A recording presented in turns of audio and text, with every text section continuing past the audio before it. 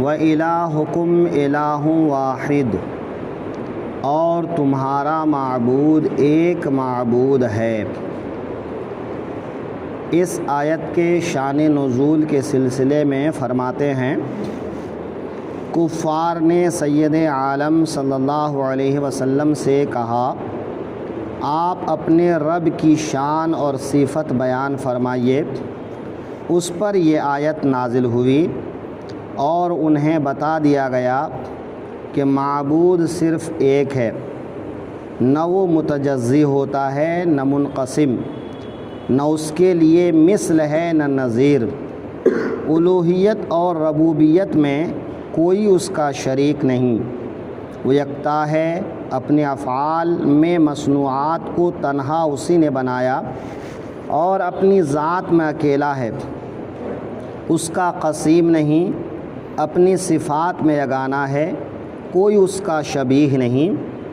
ابو داؤد شریف میں اس طرح سے بیان کیا گیا ہے، اور ترمذی شریف کی حدیث میں ہے کہ اللہ تعالیٰ کا اسم اعظم ان دو آیتوں میں ہے، ایک وَإِلَٰهُكُمْ إِلَٰهٌ وَاحِدٌ اور دوسری آیت الف لام میم اللہ لا الہ الا ہوا۔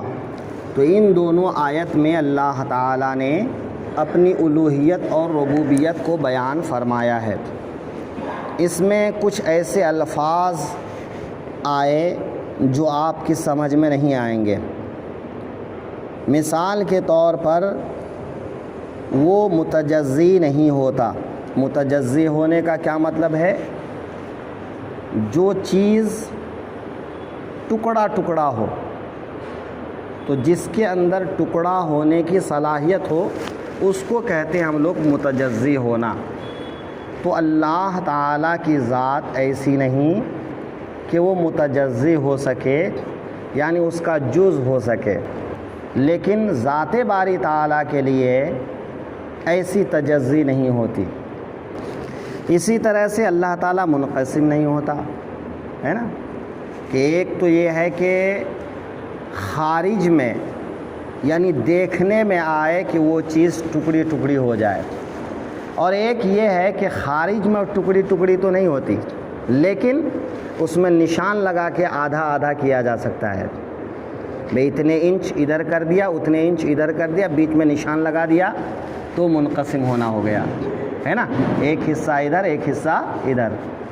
تو اللہ تعالیٰ کی ذات ایسا ہونے سے بھی پاک ہے کہ اس کی ذات منقسم نہیں ہو سکتی، کہ نہ تو خارج میں دیکھنے میں نہ خیال میں، یعنی خیال میں بھی اس کا آدھا پاؤ پونا ایسا نہیں ہو سکتا ہے۔ تو اللہ تعالیٰ کی ذات ایک مکمل ذات ہے، وہ واحد ہے، اس کی کوئی تقسیم نہیں ہو سکتی ہے، وہ منقسم نہیں ہو سکتا ہے۔ اسی طرح اس کی کوئی نظیر نہیں، کوئی مثل نہیں، یعنی ایک چیز دوسری چیز کے مثل ہوتی ہے نا، کہ یہ اس کے برابر برابر ہے نا۔ بھئی ایک پیمائش میں آپ کوئی چیز ڈالتے ہیں تو بھئی یہ پیمانہ وہ پیمانے کے برابر ہے، یہ وزن اس وزن کے برابر ہے، یا یہ چیز اس چیز کے برابر ہے۔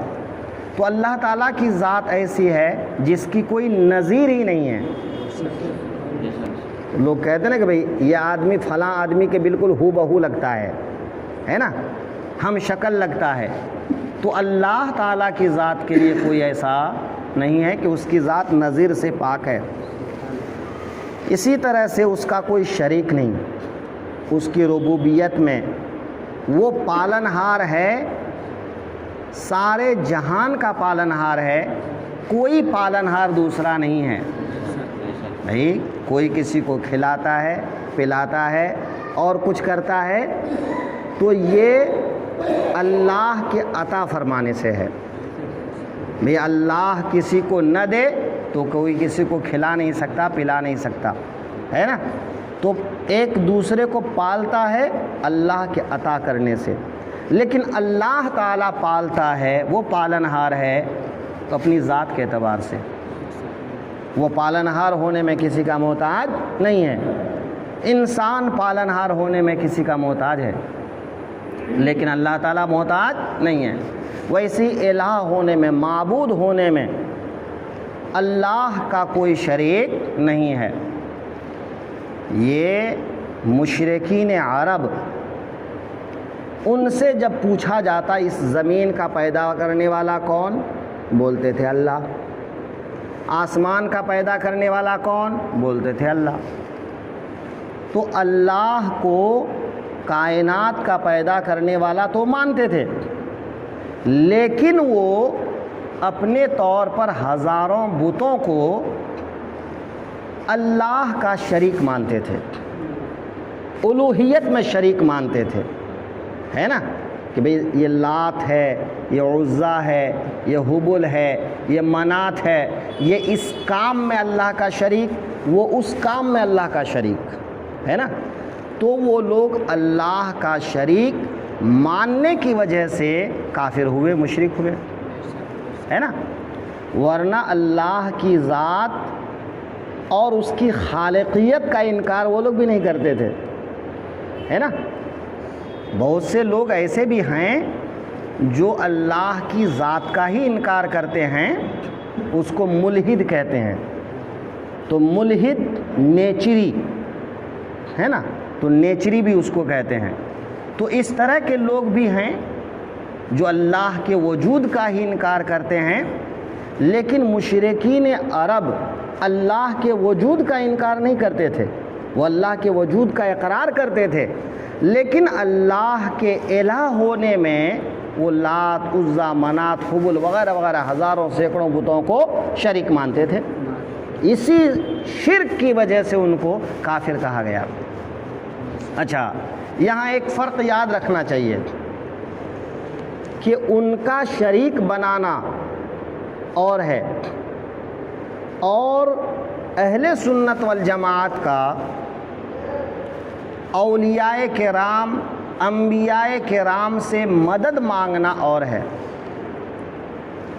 کہ کوئی بھی سنی مسلمان کسی ولی کو الہ نہیں کہتا ہے، کسی نبی کو الہ نہیں کہتا ہے، وہ اللہ کی عطا سے دینے والا کہتا ہے کہ بے غوث، خواجہ وغیرہ وغیرہ جتنے اولیاء اللہ ہیں، یہ اللہ کی عطا کی ہوئی طاقت سے انسان میں بانٹتے ہیں، یہ انسان اور اللہ کے بیچ میں وسیلہ بنتے ہیں، یہ یقین اور عقیدہ رکھتے ہیں، اللہ ہونے میں کوئی اس کو شریک نہیں مانتے۔ اور مشرکین عرب اللہ کی الوہیت میں شریک مانتے تھے۔ تو یہ جو دیوبندی وہابی کہتے ہیں کہ سنی لوگ شرک کرتے ہیں، یہ مشرک ہیں، تو یہ جھوٹ اور پروپیگنڈا ہے۔ تو مشرکین عرب بتوں کو شریک مانتے تھے، اور آج کے مشرکین بتوں کو ہی الہ مانتے ہیں۔ جو اس زمانے کے مشرکین ہیں وہ تو بتوں کو ہی سب کچھ مانتے ہیں، ہے نا۔ تو ان کا معاملہ تو اور گیا گزرا ہے۔ مشرکین عرب بھی جو شریک مانتے تھے تو الوہیت میں شریک مانتے تھے، اس لیے وہ کافر ہیں۔ لیکن کوئی سنی مسلمان کسی ولی بزرگ پیر کو اللہ کا شریک نہیں مانتا، الوہیت میں شریک نہیں مانتا، ربوبیت میں شریک نہیں مانتا۔ ان کی بارگاہ سے جو حاصل ہوتا ہے وہ ان کی ذاتی نہیں ہے، وہ عطائی ہے نا۔ تو اس فرق کے ہوتے ہوئے مشرک کہنا یہ بہت بڑا ظلم ہے سنیوں پر، یہ وہابی کہتے ہیں، ہے نا۔ بہرحال تو اللہ تعالیٰ کے افعال میں کوئی، مصنوعات میں کوئی شریک نہیں ہے۔ بے اللہ نے زمین بنایا، آسمان بنایا، ستارے بنائے، چاند تارے بنائے، ان میں کوئی اس کا شریک نہیں ہے نا۔ تو اپنے مصنوع میں وہ اکیلا ہے، ایک اکیلا پیدا کرنے والا۔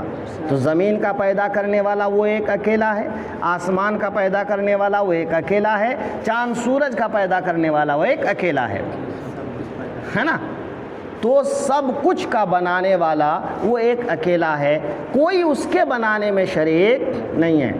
انسان کا بنانا ایک الگ چیز ہے، اللہ کا بنانا ایک الگ چیز ہے نا؟ تو انسان بناتا ہے تو اللہ کی دی ہوئی طاقت اور قدرت اور صلاحیت سے بناتا ہے، لیکن اللہ تعالیٰ کو بنانے کی صلاحیت کسی اور نے نہیں دی، وہ اس کی ذاتی ہے نا؟